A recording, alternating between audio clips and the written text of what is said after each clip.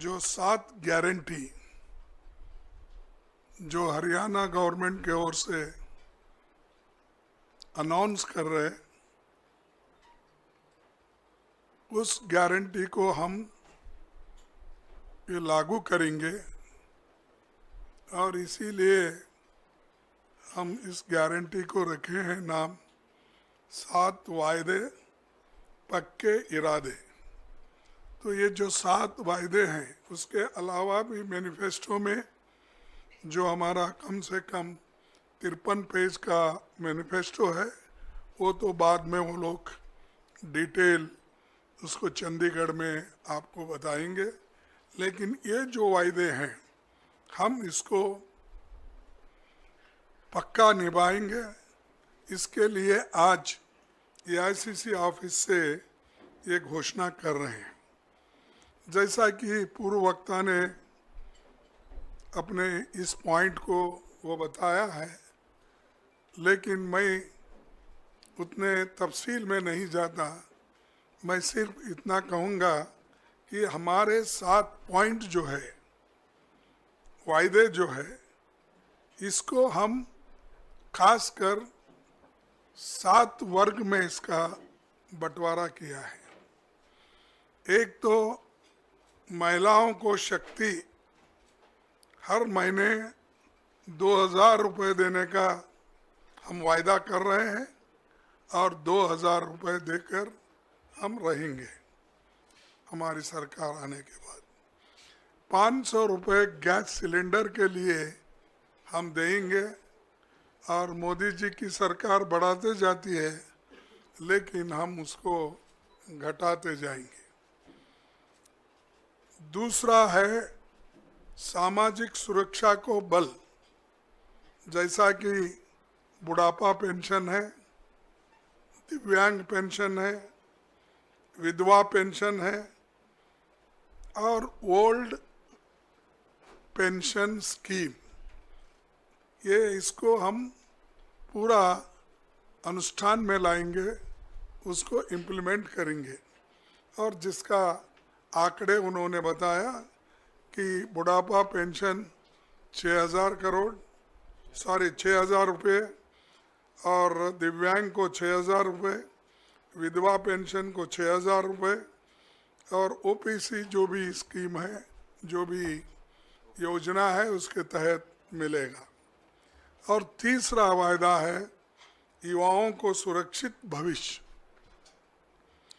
भर्ती विधान के तहत 2 लाख पक्की नौकरी युवाओं को हम देंगे, क्योंकि इतने सरकारी नौकरियां खाली है, वो कोई सरकार भर्ती नहीं कर रही। देश में हमने इससे पहले भी कहा कि सिर्फ सेंट्रल गवर्नमेंट में कम से कम 30-35 लाख वैकेंसीज है, सेंट्रल गवर्नमेंट भर रही नहीं। और हर स्टेट में जितने सरकारी नौकरीज हैं, वो भर्ती इसलिए नहीं कर रहे हैं कि केंद्र सरकार के पास तनख्वाह देने के लिए पैसा नहीं है। और ये जो युवाओं को हम ये नौकरी का वायदा कर रहे हैं, इसको हम निभाएंगे। हर परिवार को खुशहाली के तरफ जाने के लिए 300 यूनिट की फ्री बिजली, ठीक है ना? 300 यूनिट की फ्री बिजली और 25 लाख तक मुफ्त इलाज, जैसा कि पहले हमारे भाई गहलोत ने राजस्थान में शुरू किया था, वैसा आज फिर हम हरियाणा में यही लागू करेंगे।